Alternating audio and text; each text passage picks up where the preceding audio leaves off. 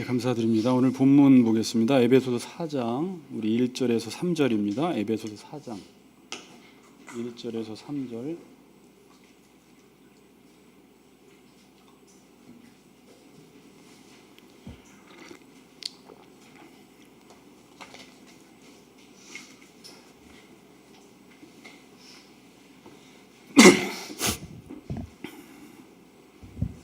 같이 읽겠습니다. 같이 3절까지 읽겠습니다. 시작. 그러므로 주 안에서 갇힌 내가 너희를 권하노니 너희가 부르심을 받은 일에 합당하게 행하여 모든 겸손과 온유로 하고 오래 참음으로 사랑 가운데서 서로 용납하고 평안에 매는 줄로 성령이 하나 되게 하신 것을 힘써 지키라. 아멘. 자, 우리 같이 인사합시다. 부르심에 합당하게 살아갑시다. 이렇게 같이 인사합시다. 부르심에 합당하게 살아갑시다. 자, 내가 있으니까 힘내세요. 이렇게 인사합시다. 제가 있으니까 힘내세요. 옆 사람한테. 네.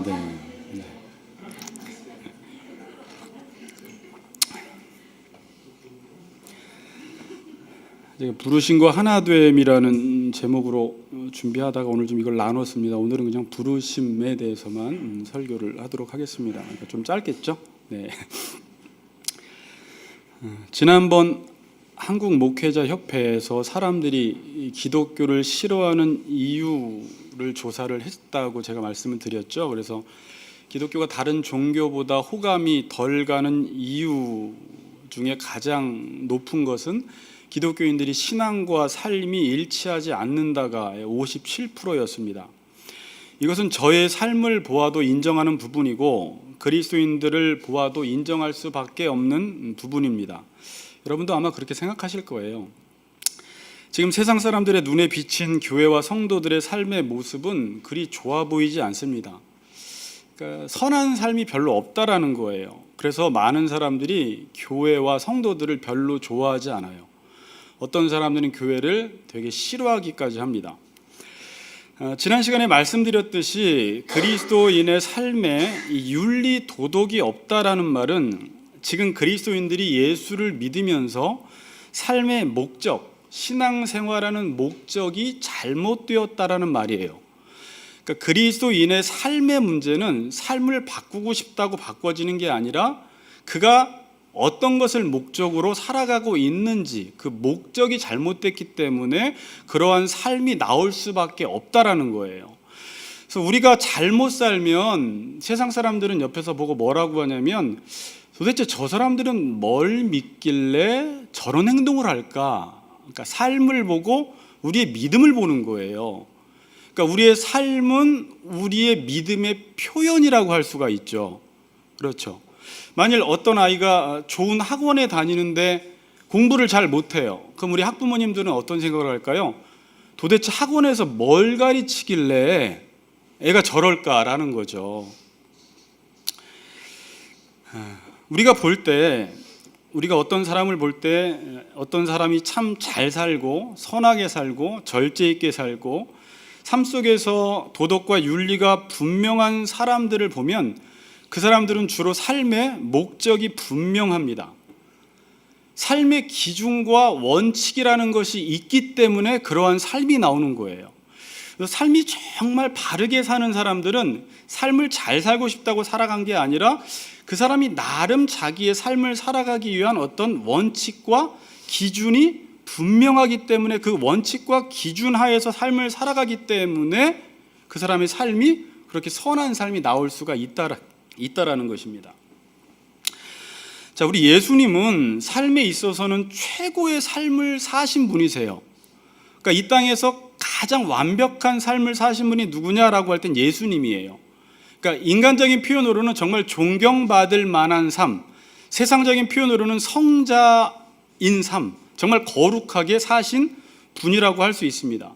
그럼 예수님은 어떻게 해서 그러한 삶을 사실 수 있었을까라는 것은 예수님에게는 삶의 목적이라는 게 너무나 분명하셨다라는 거예요. 그분에게는 삶의 원칙과 철학과 기준이라는 것이 너무 철저하셨어요. 그분의 삶의 목적, 그분의 삶의 철학, 삶의 원칙, 삶의 기준은 뭘까요? 예수님은 뭐에 의해서 그의 삶이 움직였어요? 하나님의 뜻이라는 것에 의해서 그의 삶은 움직이셨다라는 거예요. 아무리 사람들에게 인정을 받고 이게 나에게 유익인 것처럼 보이고 이게 아무리 좋아 보여도 예수님은 하나님의 뜻이 아니면 안 했다라는 거예요. 이게 참 힘든 부분이에요. 그러니까 이 원칙이 너무 정확하신 분이세요. 요한복음에 봐도 세상 사람들이 예수님을 왕 삼으려고 합니다. 다른 사람들은 왕이 되기 위해서 애를 쓰는데 가만히 있어도 사람들이 예수님을 왕 삼으려고 했을 때도 오히려 도망 다니셨거든요. 왕 안 하시려고. 어떻게 저런 삶을 사셨을까? 나도 저런 삶을 살고 싶다가 아니라 그분은 하나님의 뜻이라는 것에 의해서 삶을 사셨기 때문에 그런 행동이 나올 수밖에 없었다라는 것이죠.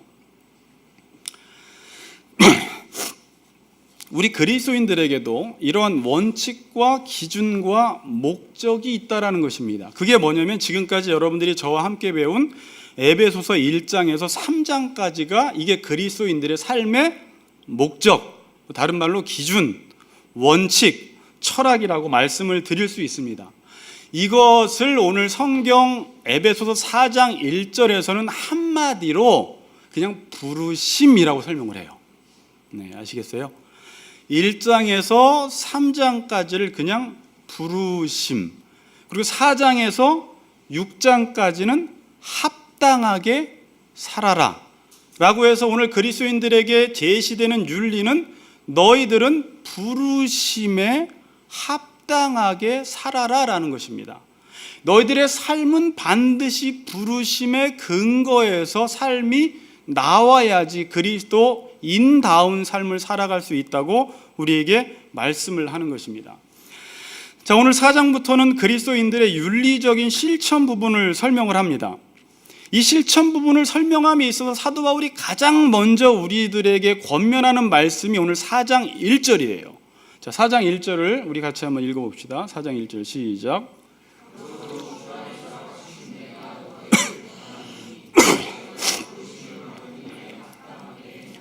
네, 너희가 이제 어떻게 행해야 하느냐, 어떻게 살아야 하느냐라고 했을 때 아주 단순하게 부르심을 받은 일에 합당하게 행하라 라고 말씀합니다. 여기서 합당하게라는 말은 조화롭다, 어울린다라는 말입니다. 그러니까 부르심을 받은 일에 어떻게 해요? 조화롭게 살아라. 너희가 부르심을 받은 일에 어울리게 살아라 그럽니다. 그러니까 그리스도인이면 그리스도인에게 어울리는 삶이 있다라는 것입니다. 학생이면 학생에게 어울리는 삶이 있고 국회의원이면 국회의원에게 어울리는 삶이 있듯이 그리스도인이면 그리스도인으로서 어울리는 삶이 있다라고 말씀합니다. 자, 어울린다라는 말이 뭘까요? 어울린다. 어울리는 것은요, 제가 이제 예전에도 공부를 하다 보면 이건 아름답다라는 뜻이에요. 그러니까 어울려야지 아름다워요. 그러니까 이 세상은 모든 게 다 잘 어울립니다. 그러니까 모든 것들이 각 독립적으로 객체적으로도 완벽하지만 그 독립적인 것들이 다른 사물과 다른 대상과 잘 어우러져 있어서 이 세상은 지금 보기에 아름답다라고 하는 거예요. 그러니까 어울리지 않으면 아름답다라는 표현을 못 써요. 근데 하나님이 이 세상을 지었는데 모든 것을 다 목적대로 지었는데 이 사물과 이 사물이 어울리고 저 사물과 저 사물이 다 어울려서 놀라운 아름다운 피조세계가 창조된 것입니다. 모든 게 잘 어울려요. 그러니까 어울린다라는 건 중요해요. 자, 어떤 여자가 머리를 길러서 파마를 하고 염색도 갈색으로 이쁘게 해서 길르게 이제 머리도 이쁩니다. 그리고 이제 원피스를 입었어요. 화장도 이쁘게 했어요. 하이힐도 신었어요. 이뻐요, 안 이뻐요? 모르죠. 이제 저를 너무 잘 알아요. 누구냐에 따라서 다른데 걔가 중학교 1학년이에요. 그러면 추한 거예요. 그러니까 중학교 1학년과 그런 모습은 어울리지가 않는 거예요. 근데 그게 20대 중반의 날씬한 여자라면, 직장인이라면 어울리는 것입니다. 그러니까 모든 게 독립적으로는 너무 멋져도 대상을 잘못 만나면 이게 아름다울 수도 있고 추해질 수도 있는 거예요. 어떤 사람이 트로트를 너무나 멋들어지게 잘해요. 막걸리만 한 잔 먹으면 정말 나우나 뺨치게 트로트를 부릅니다. 근데 그게 목사래요? 그러면 뭐 잘하긴 잘하는데 약간 찌둥그려지는 거예요. 예전에 보니까 어떤 트로트 잘하는 목사님이 계시더라고요. 막 다다다다 하면서 막 부흥회 다니시는데 저는 별로 어울려 보이지는 않아요. 저도 트로트를 조금 또 한다면 하는데 맨날 종인이랑 노래방 가서도 트로트를 하는데 너무 잘해도 그건 목사로서 그렇게 어울리는 행동은 아니에요. 서른도 우리 선배님이 그렇게 한다면 모르겠지만 선배는 아니죠. 네. 주식 투자에서 이익을 남길 수 있는데 헌법재판관 후보자가 이러니까 국민들이 문제를 삼는 거예요. 너무 많다 이거예요. 뭔가 문제가 있다 이거예요. 하나님은 이 세상을 어울리게 창조하셨습니다. 이 세상이 정말 잘 어울려요. 그래서 모든 게 아름다운데 유독 인간만, 하나님의 형상대로 창조한 인간만 이 세상에서 안 어울리게 살아가는 거예요. 그 인간이 이 세상을 다 어울림을 어지럽혀 놓고 있는 거예요. 인간이 인간답게 살지 못하고 그리스도인으로 표현하면 그리스도인들이 그리스도인답게 살지 못하니까 이 아름다운 세상이 추해 보이기까지 하는 것입니다. 오늘 본문에서는 그리스도인과 이 어울리는 삶은, 그리스도인과 어울리는 삶은 부르심을 받은 일에 어울리게 살아라 그래요. 학생으로 어울리게 살아라, 뭐 직장인으로서 어울리게 살아라, 뭐 의사로서 어울리게 살아라 그러면 의사로서 어울리게 환자를 사랑하면서 정말 치료할 목적으로 긍휼히 여기는 마음으로 그럼 잘 치료하면 되겠구나라는 어떤 삶이 나오는데, 그리스도인으로서 어울리게 살아라 그러면 우리가 딱 궁금한 건 뭐냐면 그리스도인이 뭔데? 라는 이제 질문인 거예요. 그렇잖아요. 성도로서 어울리게 살아라 그러면 성도가 뭔데? 물론 그 한자 안에는 거룩한 무리들이라고 해서 물론 거룩한 삶인데 구체적인 건 모르겠단 말이에요. 그러니까 사도 바울은 그리스도인으로서 어울리게 살아라고 말하지 않고 지금까지 그리스도인이 누구인지를 1장에서 3장까지 충분히 설명해 주었기 때문에 이것을 한마디로 부르심을 받은 일에 어울리게 살아라 라고 지금 말씀하고 있습니다. 여러분 에베소 1장 15절 기억나시죠? 사도 바울의 기도를 제일 처음 하면서 어떤 기도를 했어요? 지혜와 계시의 영을 주셔서 우리의 마음의 눈을 밝혀주셔서 그 부르심의 소망이 무엇인지 우리 에베소 교인들이 알기를 원합니다 라고 기도를 했죠. 어쨌든 우리에게 지금 요구하는 것은 부르심에 어울리게 살아라는 거예요. 자, 그러면 이 부르심이라는 말에는 몇 가지 의미가 내포되어 있습니다. 부르셨다 그러면 반드시 부르신 분이 계시고요, 부름을 당한 사람이 있고, 하나님이 우리를 불렀다면 어떤 목적이 있어서 우리를 불렀다라는 거예요. 그러니까 부르시면은 이 세 가지 의미가 내포되어 있는 거예요. 제가 종윤아 불렀으면 부른 다음에 가 이렇게 안 하잖아요. 불렀으면 아빠가 뭘 시키려나 보다. 그리고 저는 불렀으면 종윤이에게 어떤 일을 시킨단 말입니다. 그렇죠. 그러니까 그리스도인들은 부르심의 목적이 있는데 그 목적에 어울리게 살아가는 것이 그리스도인이다라고 말합니다. 제가 이제 8가지 번역된 성경을 읽다 보니까 공동 번역 성경에는 이렇게 나와 있어요. 주님을 위해서 일하다가 감옥에 갇힌 내가 여러분을 권고합니다. 하나님께서 여러분을 불러주셨으니 그 불러주신 목적에 합당하게 살아가십시오. 하나님이 여러분을 불렀을 때는 부른 목적이 있는데 그 목적대로 살아가는 것이 그리스도인으로서 어울리게 산다라는 것이에요. 제가 신학교에 가서 구원론을 배울 때, 이건 강도사 시험 때도 나왔지만 구원의 순서를 쓰세요. 그래, 구원의 서정 9가지가 있어요. 구원받아가는 순서. 소중회신 칭수 성견영 이렇게 이제 외웠어요. 제일 처음이 구원받을 때 우리에게 발생되는 게 뭐냐면 소명이라는 거예요. 하나님의 부르심이라는 거죠. 근데 이 부르심은 뭘로 맞춰지냐면 영광스러운 삶으로 맞춰지는 거예요. 그러니까 이건 뭐냐면 하나님이 우리를 부르셨을 때는 반드시 영화로운 상태라는 목적을 하시고 우리를 불러주셨고, 하나님이 우리를 불러주셨을 때는 반드시 영화로운 상태로 만들기 위해서 어떠한 목적을 향해서 우리를 불러주셨다라는 말이에요. 그래서 교회를 가리켜 뭐라고 정의를 내린다고 했죠? 에클레시아, 그래서 부르심을 입은 사람들의 모임이에요. 교회가 뭐라고요? 부르심을 입은 사람들의 모임. 여러분들이 스스로 예수 믿고 싶어서 믿은 게 아니라 여러분 한 사람 한 사람을 하나님께서 이곳에 다 불러주신 거예요. 여러분은요 부름받아 온 거예요. 부름받아 나선 이 몸. 아까도 우리 찬양했지만 나를 부르신 이가 누구? 하나님. 나를 보내신 이도 하나님. 또 오늘 준영제가 찬양도 참 잘 골랐는데 뒤에 보니까 내가 너를 지명하여 불렀나니. 지명은 선택이란 말이에요. 내가 너를 선택해서 너를 불러서 여러분들이 이곳까지 온 것이지 하나님의 부르심이 없이는 여러분들이 이 자리에 없습니다. 그래서 교회를 가리켜 다르게 정의하지 않고 하나님께서 일방적으로 선택하셔서 불러서 이 자리에 앉은 사람들의 모임이 지금 교회가 된 것입니다. 그래서 로마서 1장 1절에서도 사도 바울은 자기를 소개할 때 자기 정체성을 분명히 인식하고 자기를 소개합니다. 이렇게 소개합니다.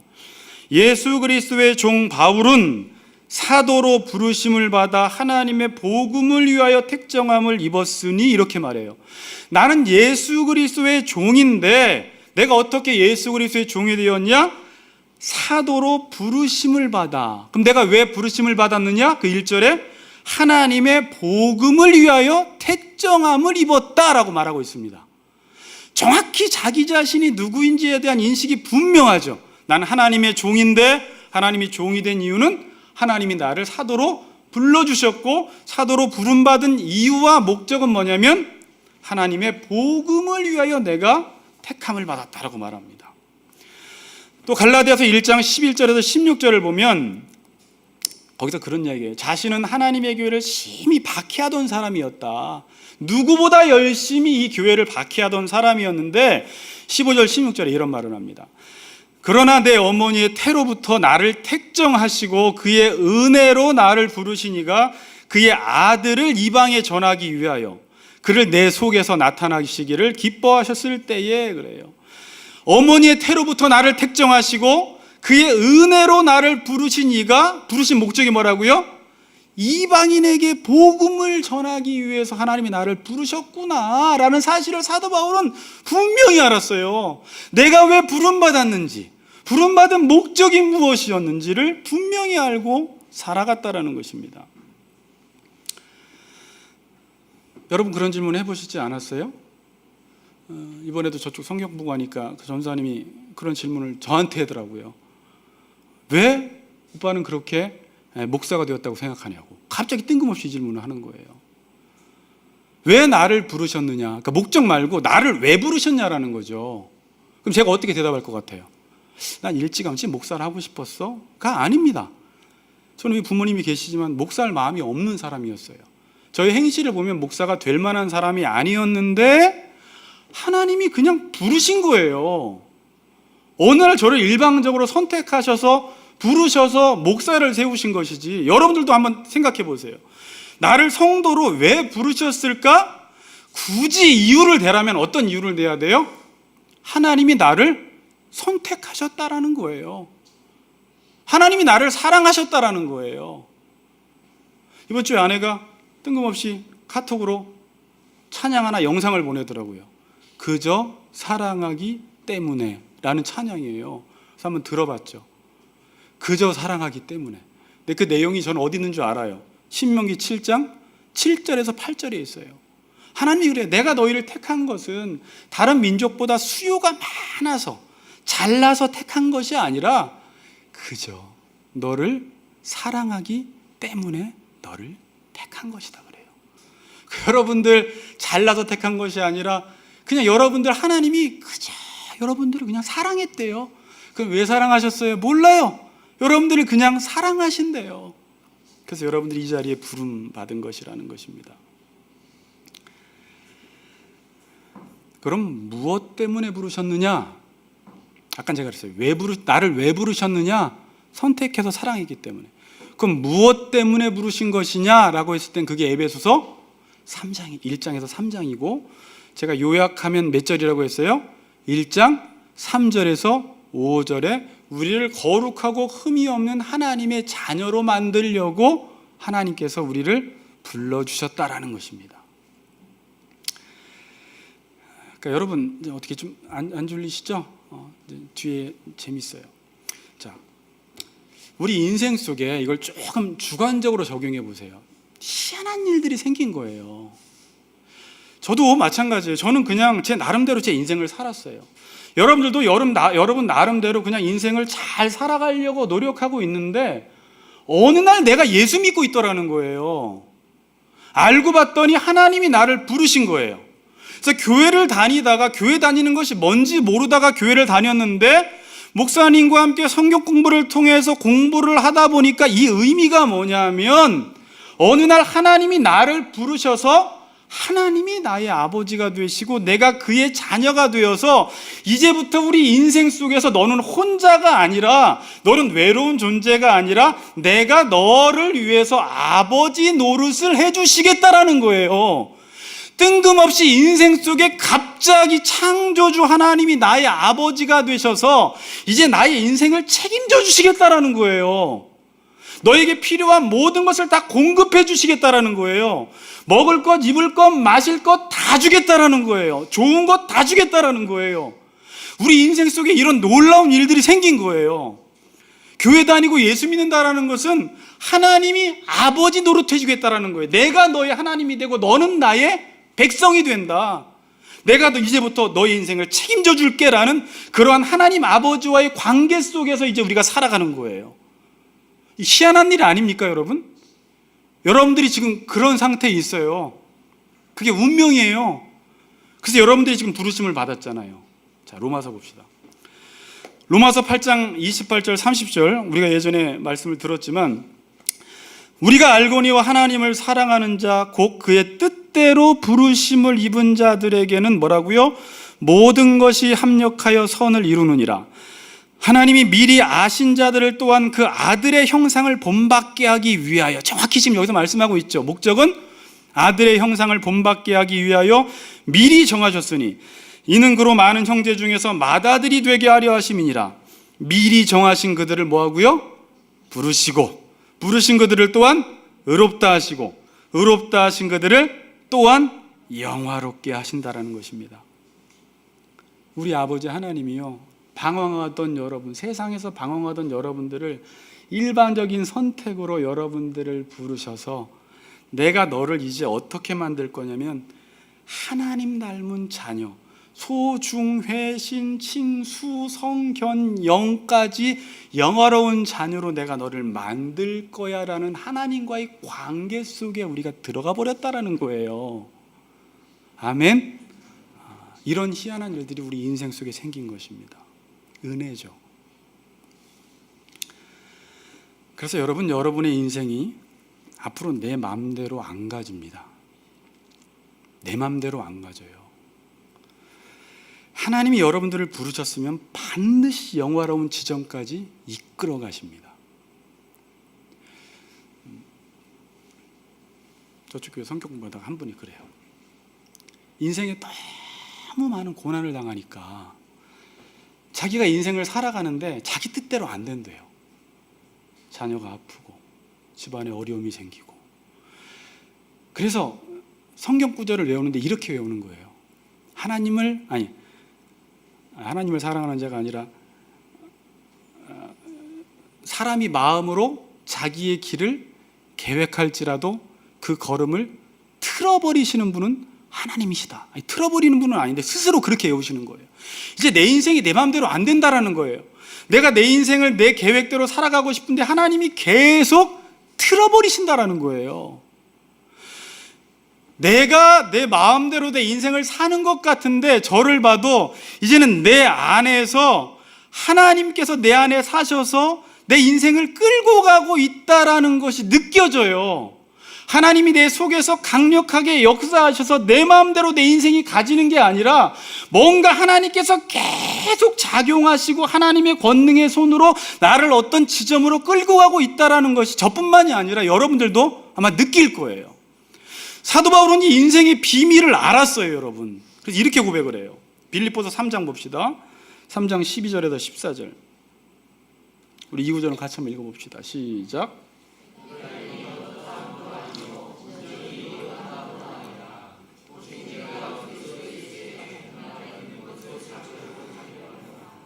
형제들아, 나는 내가 잡은 줄로 여기지 아니하고 오직 한 일, 뒤에 있는 것은 잊어버리고 앞에 있는 것을 잡으려고 표대를 향하여 그리스도 예수 안에서 하나님이 위에서 부르신 부름의 상을 위하여 달려가노라. 그러니까 사도 바울은 인생을 달려갔어요. 열심히 달려갔어요. 무엇을 위해 달려갔습니까? 예전에는 자신의 의를 위하여, 자신의 명예를 위하여, 사람들에게 인정받기 위해서 달려갔는데 지금 사도 바울은 자기의 인생을 달려가는데 뭘 위해서 달려가냐면 아주 희한한 표현을 써요. 이렇게 써요. 예수께 잡힌바된 그것을 잡으려고 달려간대요. 그게 무슨 말일까요? 하나님이 자기 인생을 잡아버리신 거예요. 뭘 이루시려고.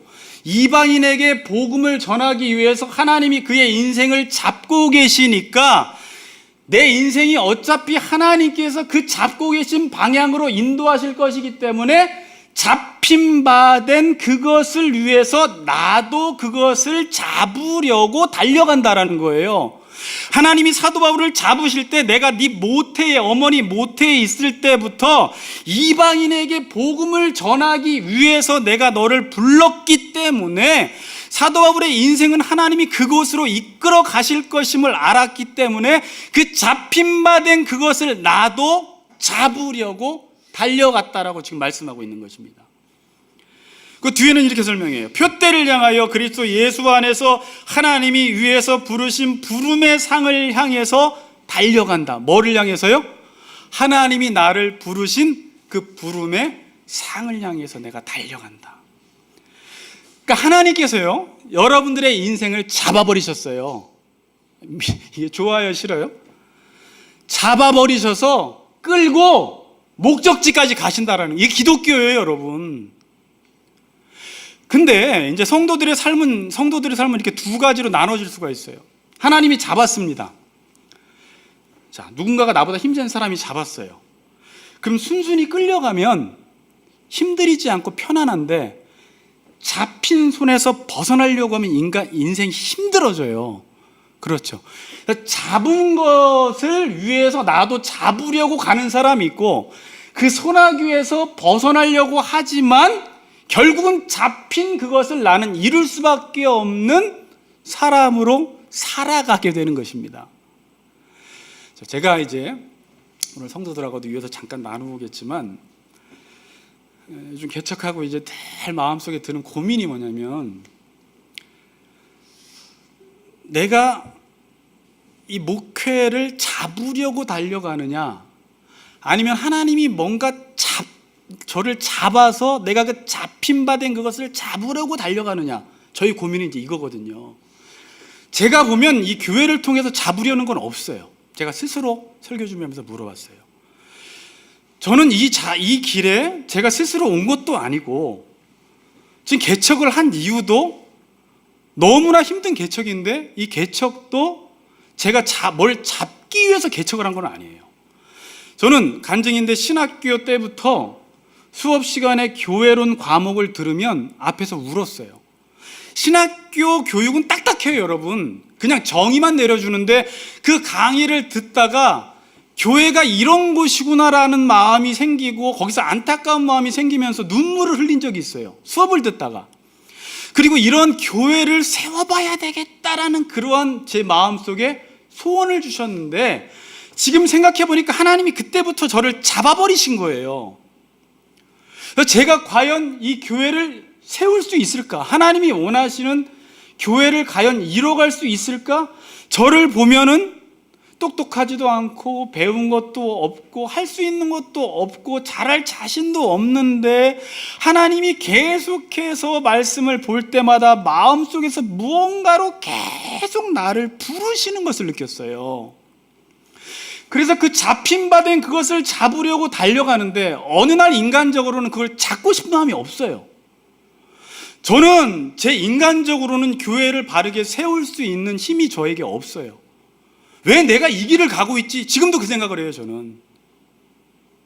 그래서 하도 외로우니까 개척하는 목사님들 한 달에 한 번씩이라도 모여서 서로 위로가 되지 않으면 힘이 없는 거예요, 힘이. 그래서 여러분들은 어떻게 하세요? 여러분 교회는 어떻게 성장했어요? 어떻게 성도들이 잘 따라오대요? 교육은 어떻게 했어요? 서로 물어보는 거예요, 가서. 우리 교회는 지금 이런데, 상황은 이런데, 이럴 때는 어떻게 극복했습니까? 솔직히 그럴 마음이 없어요. 그런데 끊임없이 말씀 속에서 하나님이 볼 때마다 이 마음속에 소원을 주시는 거예요. 잡고 가시는 거예요. 한 가지 고민은 그거예요. 저도 여러분 입장에 있으면 이 길 별로 가고 싶지 않아요. 잡혀서 말씀을 줘서 말씀을 전하고 끌고 가는데 과연 성도들도 이 잡힌 바 된 그것이 공감되어서 이 비전이 공유되어서 지금 가고 있는지 아니면 등 돌려서 다른 데로 가고 싶어 하는지 갑자기 이게 궁금해졌어요. 그래서 제가 어제 일사님한테 잠깐 모이자 그랬어. 다른 이유가 아니라 갑자기 성도들의 생각을 듣고 싶었어요. 정말 제 비전을 공유하는 사람들인가 이분들은? 아니면 목사는 목사대로 가고 우리는 우리끼리 그냥 좋은 재미있는 공동체를 만들려고 하는가? 정말 뭔가 제가 이걸 소통하지 못했구나, 이걸 좀 같이 이야기 나눠봐야 되겠다는 생각을 제가 했어요. 그리고 한편으로는 저는 성격 기질상 외로운 사람은 아니에요. 그냥 잘 만나고 주변에 사람도 많고 잘 노는데 뭐가 외롭냐면 이 길을 가는 게 외로워요. 그러니까 남들이 가지도 않고 그러니까 내가 잡으려는 건 없는데 잡힌 바 된 그것이 느껴지지 않을 때는 목회가 너무 힘들어요. 그러나 하나님이 자꾸 끌고 가실 때는 강한 확신이 드는데 만일 우리 교인들마저도 이 길을 가고 싶지 않다면 용기가 안 생기는 거예요. 굳이 같이 간다면 여러분들이거든요. 같이 걷는 교회잖아요. 근데 이제 스스로 진짜 같이 걷고 있나? 나 혼자 가나?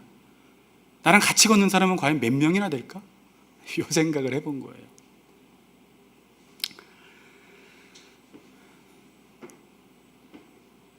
여러분, 이 길은 우리끼리 가는 길은 아니에요. 잘 보세요. 하나님이 우리를 부르셨으면 저는 이런 염려 안 해도 돼요, 솔직히. 하나님이 부르신 분이 그 지점까지 의롭다 하시고 의롭다 하신 그가 영화롭게 하신다고 말씀하셨고, 제 머릿속에서는 빌립보서 1장 6절이 생각나면서 너희 안에서 착한 일을 시작하신 이가 그 일을 마치실 줄을 확신한다라는 거죠. 그럼 이 일은 누가 하실까요? 하나님이 하실 거예요. 제가 할 일은 뭐예요? 그 잡은 바 된 그것을 사도 바울처럼 뒤에 있는 것은 잊어버리고 앞에 있는 표대를 향하여 달려가는 것밖에 없는 거예요. 그리고 여러분과 제가 기도할 건 뭐예요? 그 잡힌 바 된 그것을 잡으려고 기도하면서 달려가는 거예요. 목사가 안 잡으면 여러분들이 잡으라고 저를 독려해 주시고, 여러분들이 안 잡았으면 제가 여러분들을 잡으라고 독려하면서 하나의 잡힌 바 된 목적을 향해서 교회는 나가지 않으면 이 안에서도 여러 공동체가 생길 수밖에 없습니다. 우리끼리 가는 거 아닙니다. 여러분, 하나님이 부르신 사람 있잖아요. 자, 이제 결론이에요. 하나님이 부르신 사람이 있으면요, 부르신 사람은 그 부르심의 음성이 계속 들려요. 하나님의 부르심을 받은 사람은 아버지가 계속 재규야 이거 해라, 배집사님 이거 하세요, 이 집사님 이거 하세요 라고 할 때 그 음성을 알아먹어요. 부르심을 받지 못한 사람은 하나님의 음성을 알아듣지 못하는데, 부르심을 입은 사람들은 계속 하나님이 우리를 부르실 때 그걸 알아먹습니다. 왜요? 마음이 새로워졌기 때문에 그래요. 마음이 새로워지고, 우리가 지난 시간에 배웠지만 내 마음에 그리스도가 계신 사람은 하나님이 우리에게 이 세상을 살아가면서 계속, 오늘도 강단에서 메시지를 전해주고, 여러분들이 조별 성경 공부를 통하고 성경을 읽고 성경 공부를 하고 삶을 살아나갈 때 다른 사람들은 듣지 못하고 다른 사람들은 느끼지 못하는데, 아무개야 너 왜 이렇게 살지 않어? 라는 말을 거부하고 싶은데 그 소리가 내 마음속에 메아리치고 나를 채찍질하고 거부하고 싶고 듣고 싶지 않은데 그 소리가 들려져서 때로는 그 소리 때문에 기뻐하기도 하고요, 안 들으려고 하는데 계속 말씀하시는 하나님, 꿈에도 말씀하시고 성경 보니까 또 말씀하시고 설교 들었는데 또 말씀하시고, 하나님 말씀하실 거고 이걸 알아요. 그래서 그것 때문에 좋아했다가 그것 때문에 싫어했다가, 말씀대로 살면 좋아하고, 남들은 그러지도 않아. 마음 편안하게 자기 갖기 가는데 우리는 아니야. 세상 사람들은 그래요. 자기가 자기의 목적을 정해놓고 산다라고 하지만 아닙니다. 세상 사람들도 다 부르심에 따라 살아가요. 거듭난 그리스도인들은 하나님의 음성을 듣고 그 부르심에 따라 순종하지만, 거듭나지 않아서 이 마음이 굳어진 사람들, 뒤에 에베소서에서 마음이 중생되지 않은 사람들은 돈이 부르면 돈 따라가고 명예가 부르면 명예 따라가고, 이 안이 중생되지 않았기 때문에 자기의 욕심의 소리를 계속 들어서 그 부르심에 응답하는 거예요. 그러나 그리스도인들은, 부름받은 사람들은 그 하나님의 음성에 계속 응답하더라는 거예요. 순종은 못하지만 계속 그 말씀 앞에 고뇌하고, 때로는 울고 때로는 웃고, 그 앞에서 기뻐하기도 하고 그 앞에서 슬퍼하기도 한다는 것입니다. 믿습니까?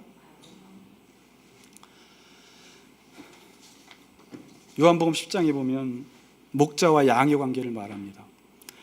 요한복음 10장 3절에서 5절에 이런 말씀이 있어요. 문지기는 그를 위하여 문을 열고 양은 그의 음성을 듣나니 그가 자기 양의 이름을 각각 불러 인도하여 내느니라.